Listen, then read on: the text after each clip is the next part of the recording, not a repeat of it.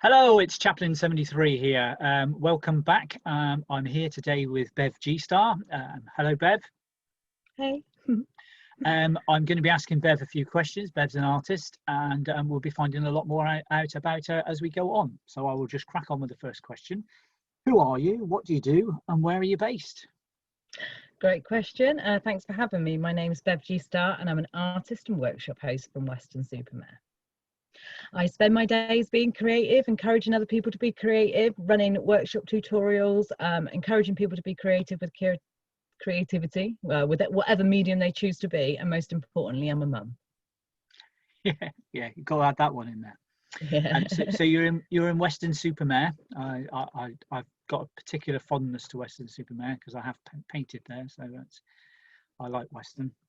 So what's the art scene like in Weston-super-Mare, and has that helped or influenced any of the work that you do? Absolutely, 110% yes. What is the art scene like in Weston? It's vibing, it's growing, and it's an absolute pleasure to be part of the kind of the revolution that is the creative arts of Weston. Weston-super-Mare is going under a massive kind of regeneration, and what's happening at the minute is I don't want to ever say since Banksy, because artists were here before, but you know, when Banksy arrived in Weston and they had that big exhibit at the Tropicana, it kind of made it okay a little bit. And all these kind of artists kind of just like were like coming out underneath their stones and being like, I think I'm an artist, I like to be creative, can we join in? You know, and kind of there were paint jams. I first discovered the artists of Weston when I was there was a paint jam at Burnbeck, and I find it really inspiring. And the second part of your question was how it's influenced me in my work. Well, it actually showed me what I could possibly achieve with creativity and art. You know, I believe that I was born a creative of sorts, and I was always looking for a niche. And at the time, I had heard about this paint jam that was going on at the Burnbeck Pier, and I went up with my camera. At the time, I was running a blog called Humans of Weston. It was an escape that I was using at the time to get out of myself in other areas. We'll go into that a little bit later. But so I went up to this Burnbeck Pier, and there were all these artists painting walls, and I was like, who are these magical people, and how almost like, how do I become one? And I was like, well, you know, I kind of interviewed all these artists from all around. They'd come to Weston. They weren't all from Weston. They'd come from like Bristol and all over North Somerset. And I just remember just being like, well, if they can do it, so can I.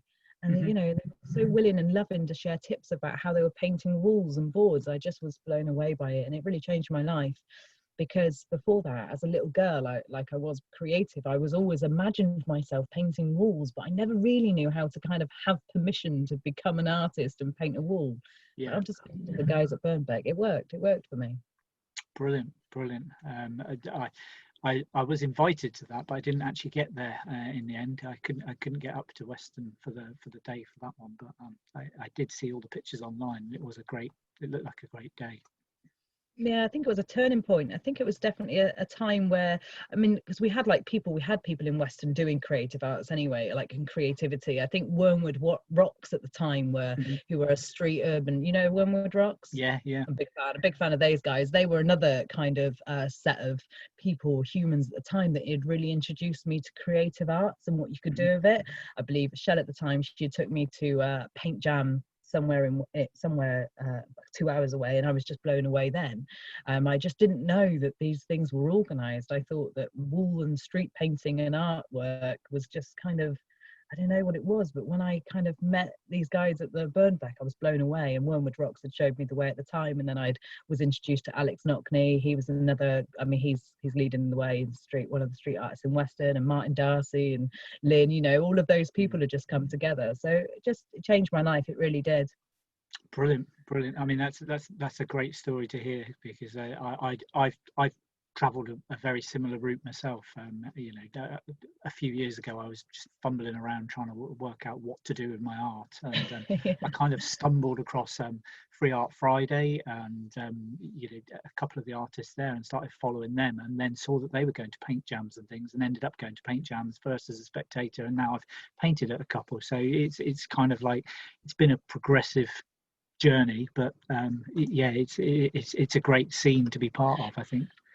Definitely that. I think the next paint jam the year after, I actually I got a board myself, and I wasn't really, I hadn't really dabbled in, like, I knew I was creative of sorts, but I didn't really find my medium. So I remember kind of like, what can I paint? What can I paint with? And I was just like, I have garden paints. Okay, so I turned up at this paint jam like the year later, and I was just like, well, I'm here now. I sort of like put this hammer with little eye and really things that were in my life at the time, and I kind of painted this with, like, what was it, the garden paints that you get, like you buy by the tin in different colors. I'd use Yeah, those anyway. I'm so shades proud or of whatever. myself.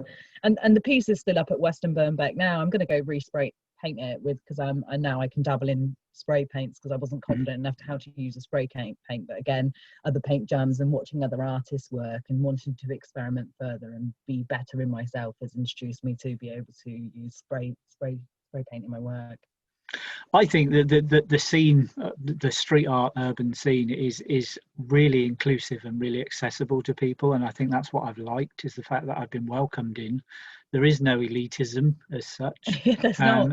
People will show you how to do stuff if you're not sure, and they'll say, "Come and have a go" or whatever, and it's like, whoa, it's Yeah, I mean, took a bit of getting used to be honest. yeah, I mean, I saw your work that was done in Weston. What was that, in between the two lockdowns? What were we? What was the paint jam that we just took part in down by the town hall in Weston town centre? Yeah, the one that Lynn organised. Yeah, the one that Lynn organised. So that was my first ever my first ever sprayed board, and I sort of remember kind of like getting these spray paints, and I had a rough idea, and I remember saying to Lynn, I was like, I've never spray painted before, and you sort of look, you're on public view, so you want to do a good job. And I remember kind of Lynn going up to I don't know the artist's name, but really nice guy. He does realistic work with sprays, and Lynn. Yeah, that's it. Lynn goes to him, that girl over there, and I could see her have this conversation. She doesn't really know how to paint with spray paints, but she's turned up to date to kind of spray paint. And I just remember he came over and was just like, "This is how you use a spray paint." And I was just like, "Okay." And then I kind of like did my board, and I was so happy. Yeah. So everyone's willing to help each other, and that's what I enjoy about the street art, especially the community. Yeah, definitely. I mean, I love it. I absolutely love it. So what advice would you give to an artist starting out? Was there any advice that you were given that you wish you'd taken, or that you wish you'd ignored? Really great question. So what advice would I give to anybody else? Practice and find your mediums. Get yourself a sketchbook, doodle, just find your style, find your flow. I'm really into mandalas just because I find them very therapeutic. It's part of my work. I mean, I see your work, you're very consistent in what you produce as well, the little exclamation. I love that. So find you, it's just behind you. I have one as well. I was trying to look for it just before I came on, but it's packed as I'm moving into my studio. As you can see, my studio in between moves, but so just practice, like, and find a style for you, and gradually it will reward you. Like I said, I turned up that first time to paint a board with some garden paint, and then years later I'm producing a lot better work. So practice, design, share your work with other people. Advice that I would have liked to have had when I started out is, again, very similar to the same. Just get out there. I mean, I've done loads of courses in my time, like how to be more confident, or business courses, but no one ever said to me, just go out. Go out, as long as you've got permission. Like, I'm not saying don't ever go out and start painting on walls you're not allowed to paint, but just start painting, just start drawing, to pick up a pen and make something, because the answer will come in your work. So that's what I believe. Just get out there and start. Yeah, I mean, with spray paints, you could literally just go and buy a board from a hardware store, spray it, and then emulsion over it, and spray it again, emulsion over it, spray it again, emulsion over it. That's all you need, really, is just something to practice on, and just to keep going, keep trying it. Yeah, and also find your inspirations. That's been a really important one to me. Like, I didn't know that there were people out there that were even going to inspire me until I kind of was like I said that day, taking up the opportunity. I was invited by Burnbeck, kind of Lynn, or I can't remember who exactly invited me all those years ago to meet the street artists and take their pictures and kind of interview them. That was an opportunity that I didn't actually realize was going to happen for me. So I took an opportunity, I said yes, and I went, and I was completely blown away by these people, and sort of shown a different world, one that I was naturally drawn into, and the doors just opened and I stepped in. So watch out for your opportunities, because they're coming. Probably Okay. be a good time to say a bit more about the Humans of Weston. Oh, the Humans of Weston. It was absolutely, I'm so fond of the project. What I do when I talk about humans is I want people to understand how it was born within me, how humans came about. It was born out of an unwellness in myself. So I was introduced to Humans of Amsterdam. I found it inspiring that there was people online that were sharing their pictures and their stories of sadness or great joy. Now, whilst the Humans of Amsterdam were going on, I was so touched that people could be so human with their stories, like so honest and deep. And I was thinking, I want to be that deep and honest. And I was very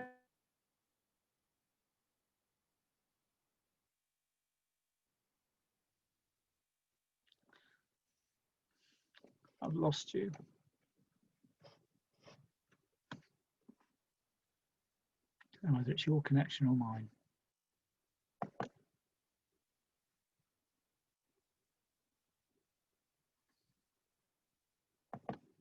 I think we've lost connection. Bear with me. Hopefully, Bev will be back. We appear to have lost a connection here. I've just checked my connection and it's absolutely fine. So I'm hoping that Bev has realised. Oh no, she's actually gone. Unfortunately, we seem to have had a bit of a technical hitch. This is the first time this has happened to me, so you'll have to bear with me. And hopefully Bev will come back and tell us a bit more about the Humans of Weston, because it sounds like a particularly interesting project, and hopefully she'll dial back in soon and be able to get back on the call with me.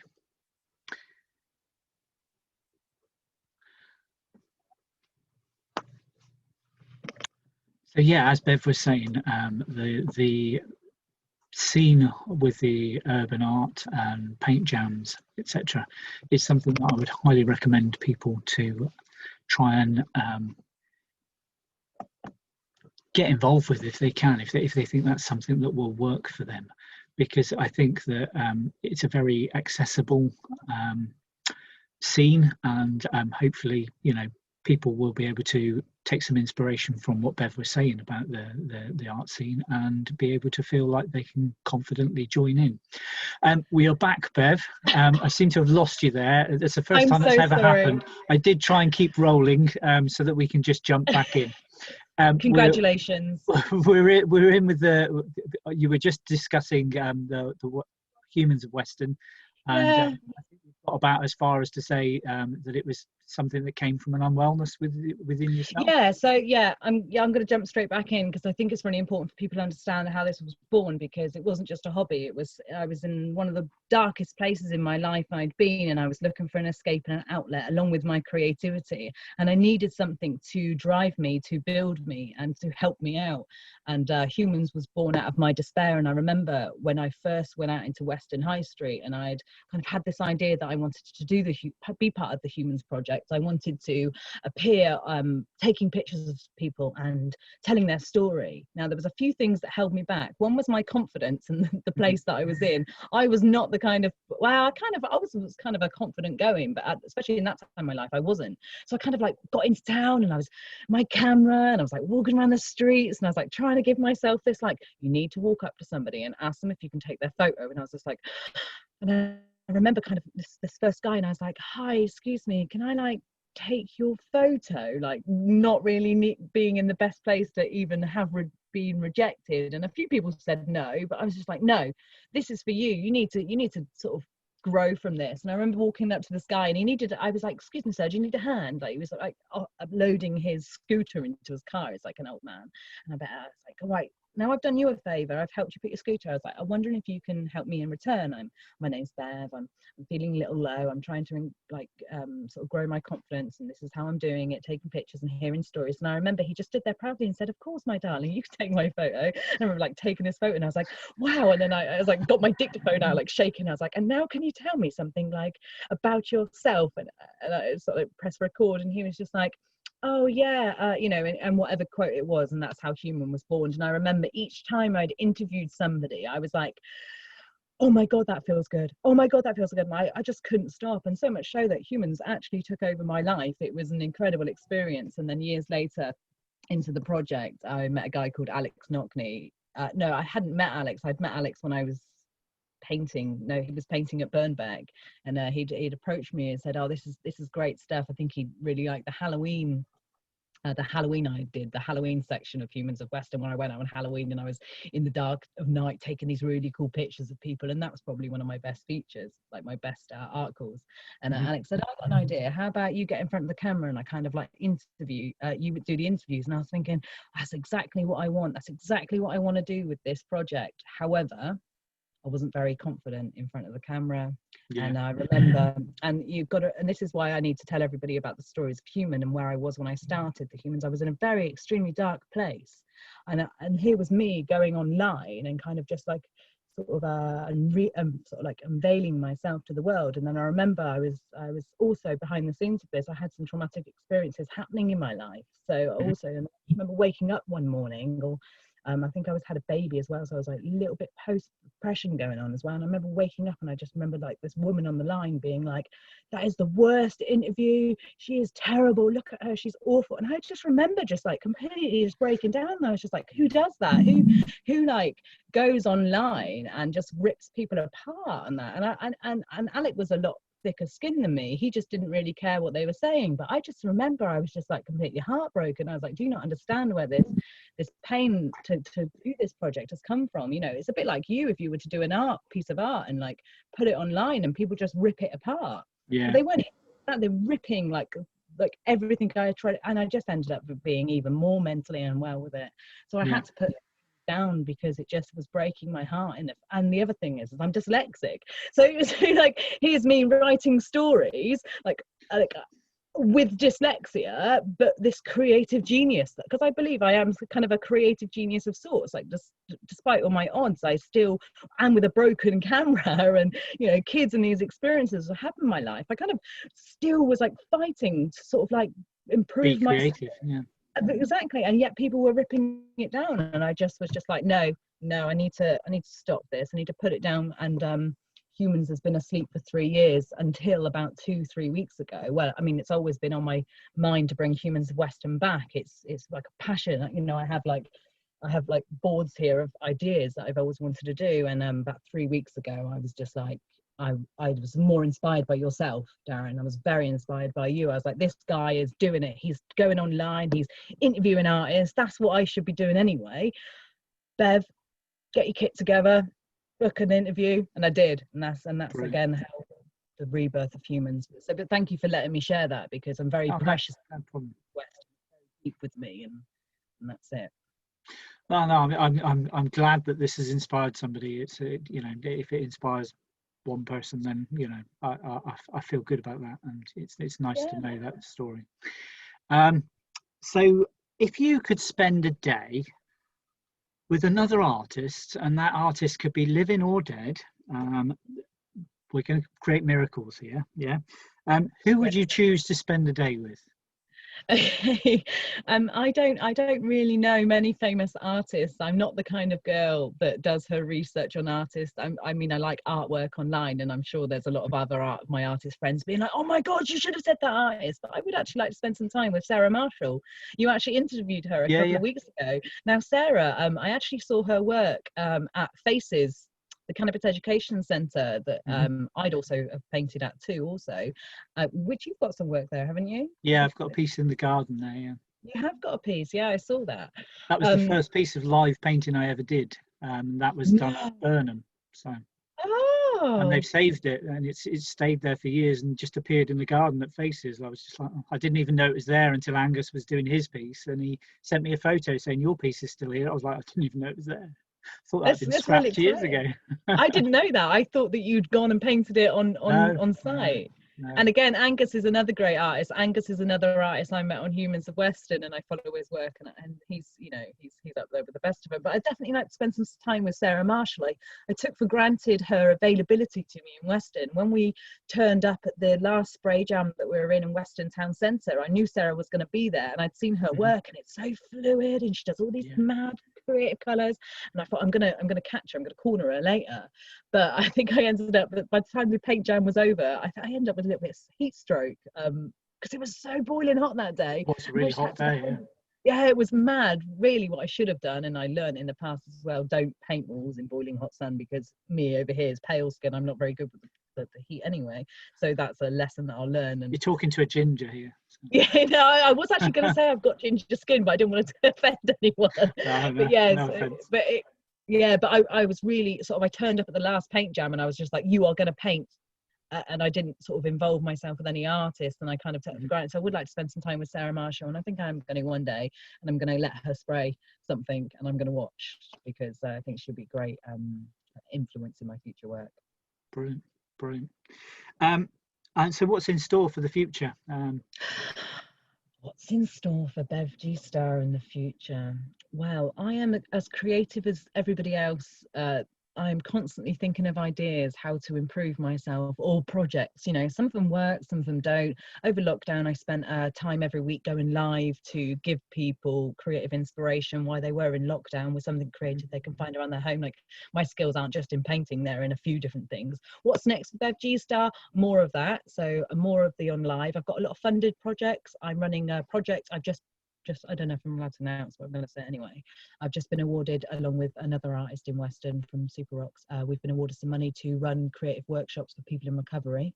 That's a really, I'm really passionate about that. So some government funds there that's coming to us. So that'll be a main project for me. I've got Combat SAD, also encouraging people to be creative next year in their creativity, people affected with seasonal affective disorder. So people that I want to talk about, and I'm going to learn to rein myself in, and I'm going to paint a lot more.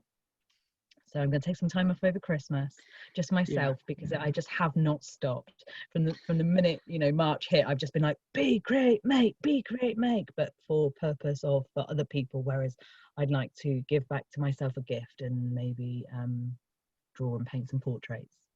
Yeah, I think as an artist, it's important to remember to do some art, isn't it? It's it's very easy to get distracted because of the way our brains work, but it's fine. Yeah, I know, and we're also, you know, I'm a hoarder. I mean, you know, at the minute, what's happening for Bev G Star currently is that I'm moving into a studio. I've just converted my attic. Obviously, it's not even finished yet, but I'm working on creative a studio for myself, so I can produce better work for people and for myself.